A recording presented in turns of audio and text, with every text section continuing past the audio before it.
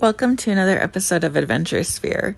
Tonight I'll be covering Irene E. Van Buren, a woman missing from Fort Lauderdale, Florida. But first, become part of our family by subscribing to our channel, stay up to date by ringing the notification bell, and share our content to help spread awareness of how we help recover missing loved ones free of charge.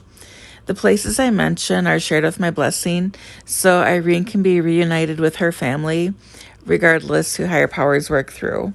The description box has our email address if you'd like to share insight on any cold case confidentially, know someone missing with a vehicle and would like them featured on our channel and searched for, or to donate equipment. The video of Google Earth has a measurement from her home address and goes out to possible search areas. We focus on bodies of water within 5 miles from home, their last cell phone ping, last known location, and sentimental sites where water is deep enough to hide a vehicle. If an area has been heavily searched, we may expand the search area, but please keep in mind that accidents tend to happen closer to home. So Irene E. Van Buren was 75. She's missing from Fort Lauderdale, Florida. Her last date of contact was sometime the first half of October of 1978.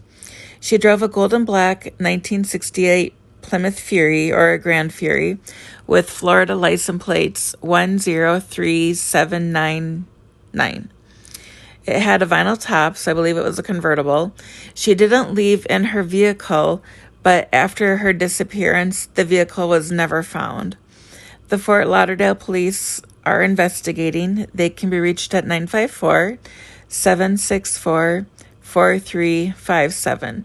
Again, the area you're seeing on the video right now is the approximate address of where Irene lived.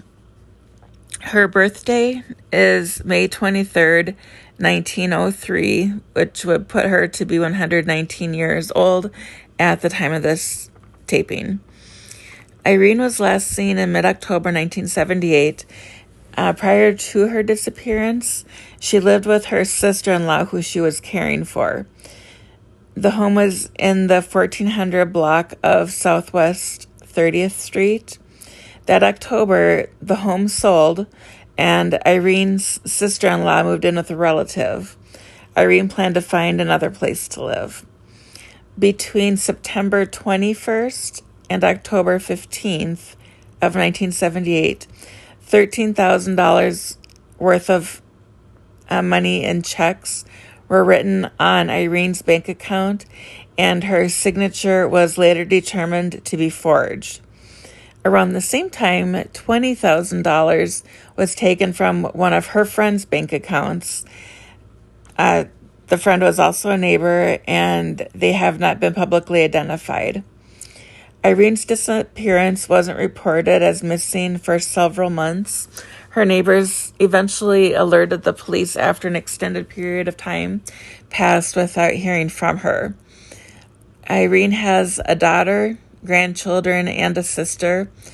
It is believed that one of the neighbors forged the checks. The neighbor drove Irene to the bank, then said Irene found a new home and would retrieve her belongings later. A couple of weeks later, her car disappeared from the driveway, and it's believed someone had Irene's car keys. There is a neighbor named Pat who died in another state and served time in prison for other crimes. If this Pat is the one who forged the checks, we don't know. There were no hurricanes between July 1978 and June 1979, so I do not believe weather was a factor. I am curious as to where Irene's husband is interred and when he had passed away. Where was Irene born? Where else did she live? Let's see here. Was the car sold? And were there any chop shops in the area between 1978 and 1979? I'd first like to look for her in the Osceola Creek, the New River, and the north and south forks of the New River, Silver Lake, Stranahan River, West Lake, Daniatown Canal, Lake Mabel, Rio Barcelona Canal, Rio de Sota Canal, and the Sunrise Bay. I'm thinking if her car wasn't sold and it didn't end up in a pawn shop, they may have put her body into her vehicle and stashed her somewhere. Yeah, and I'm thinking she's going to be more in the central part of Florida versus being on the coast. The homes tend to get built around water first, so I'm thinking she would be more inland. It would take longer to find her and hopefully aid in the person's escape. So if you'd like to help Irene's family find their long-lost mother, grandmother, and sister, please subscribe, give the video a thumbs up, and ring the notification bell to receive progress reports. If you have a few cents for a cup of coffee or two, please consider donating through one of the links in the description box. It'll go toward purchasing sonar equipment and other necessities to bring Irene and other missing loved ones home to their families. The holidays will soon be upon us, and although it hasn't been said to me yet, being reunited with their loved one is one of the greatest gifts these families will ever receive. One of our first 300 subscribers will receive a free gift card, so be sure to subscribe if you'd like an opportunity to win. Immediate donation links are in the description. Kickstarter and GoFundMe campaigns are coming soon. The video will play so you can see the entire search area.